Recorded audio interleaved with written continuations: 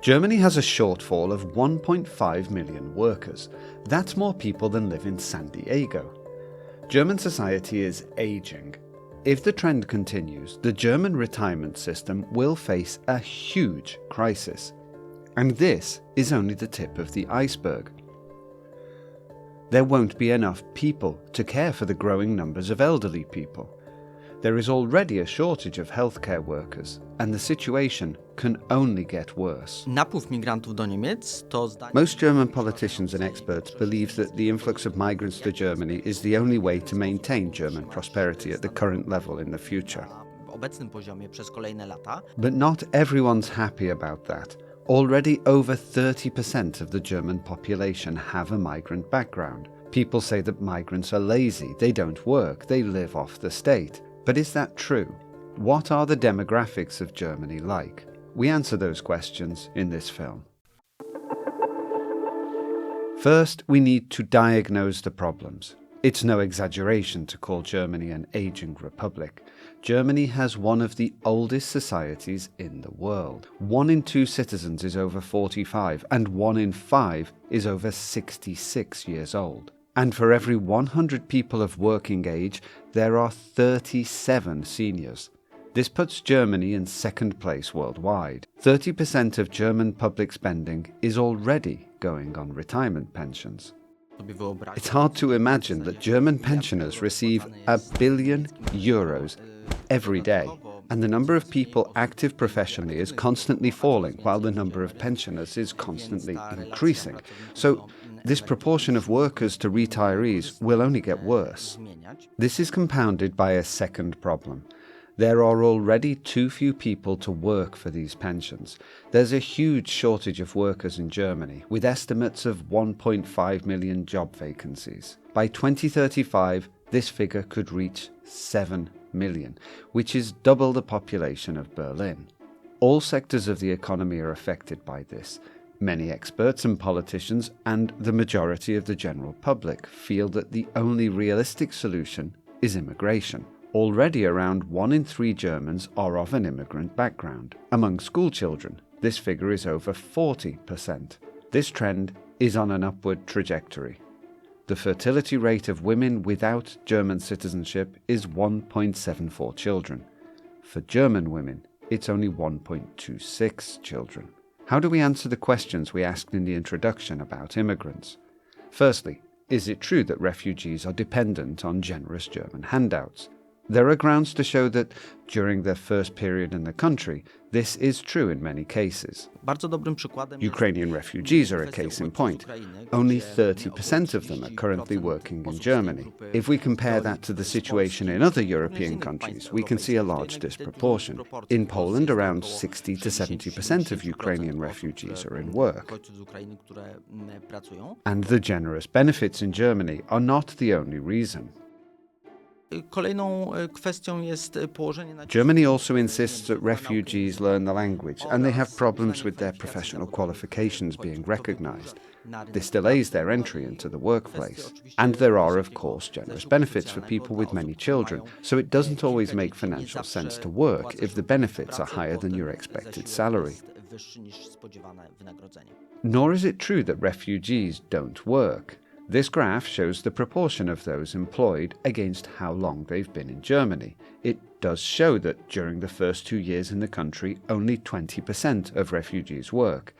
But after 8 years, this figure rises to 68%. But it's important to note that this is for all refugees. If we split them into men and women, it shows a different picture. After 8 years in Germany, as many as 86% of men are in employment. For Germans, this figure is 81%. It's worth emphasizing that when we talk about men, refugees who've been in Germany over 8 years are more likely to be in work than Germans. For women, things look different. Only 33% of female refugees who've been in Germany for 8 years are in work. Part of the reason for this is the need to look after the children who come over with these refugees. The German system is not particularly developed in this area, just like in other countries such as Poland. And so female refugees don't usually have somewhere and someone to leave their children with when they're job hunting. We should note that these communities often have a different division of responsibilities between men and women than in modern Western societies, and they often have several children. As we said at the beginning, these changes in German society are inevitable. The Germans themselves know this, and they know that their current level of prosperity can only be maintained with immigration. Jednocześnie chcieliby But they still want greater control over who can come to Germany. There are many complaints about people who don't integrate into German society, but this varies regionally. These concerns are much higher in the East. The Western lands have a history of immigration dating back to the 1950s, and there's much greater acceptance for it. That society has, in practical terms, been multicultural for decades now, and it's seen as normal. In the East, it's still something new. Germany's new Chancellor also plans to bring immigration under control.